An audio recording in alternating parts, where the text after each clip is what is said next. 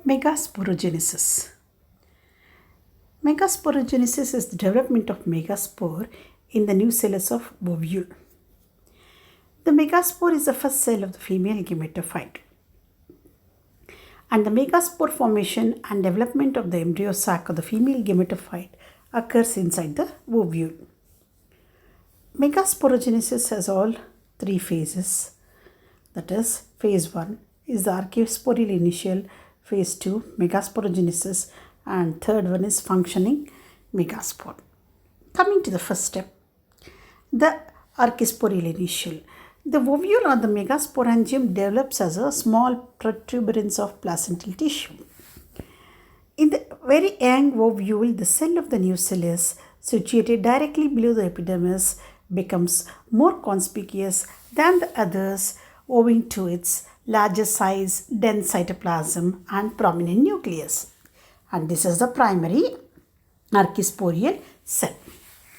This cell may divide to form a primary parietal cell and a primary sporogenous cell, or it may function directly as megaspore mother cell. Based on the behavior of the archisporal cell, the ovules are classified into two types, namely the crassinucellate type and teninucellate type.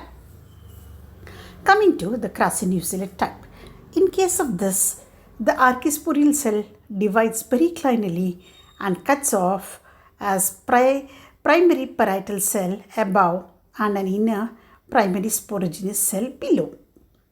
The primary sporogenous cell usually functions as a megaspore mother cell without undergoing any further divisions.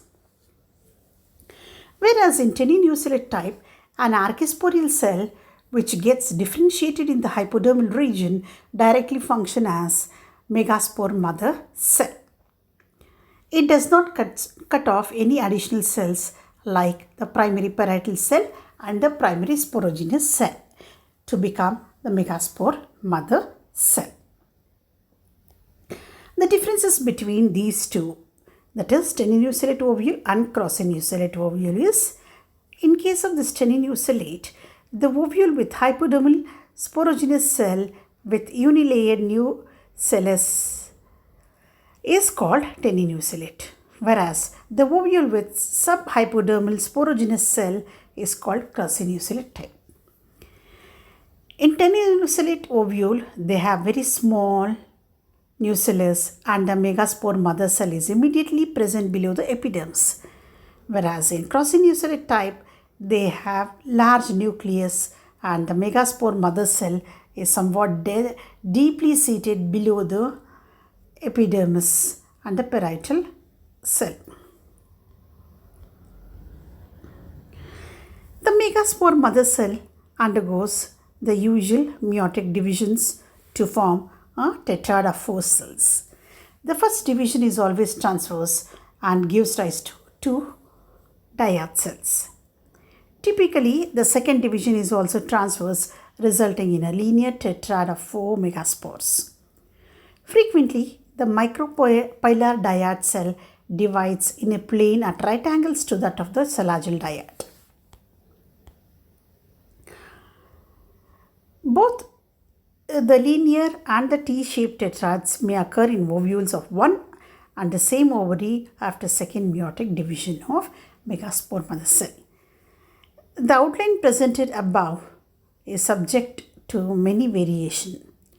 The genus Meiussa is of special interest, for here the tetrads of 4 different kinds, namely linear, T-shaped, inverted T-shaped and isobilateral may occur in the same species. Functioning megaspore.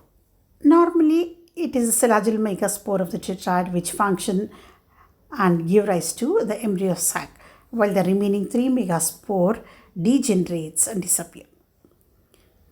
The summary. In a very young ovule, a single hypodermal cell is differentiated as archisporium. This archisporium cell may or may not cut off the parietal cell and a sporogenous cell. Based upon the behavior of the archisporial cell, the ovules are of 2 types, namely crassinucellate and teninucellate. Later, the sporogenous cell develops into megaspore mother cell.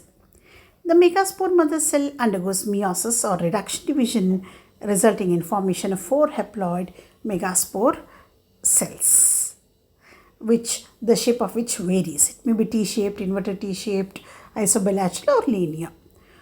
Of the linear tetrad, usually the lowest the lowermost one enlarges and becomes the functional megaspore, while the remaining 3 degenerates. Thank you.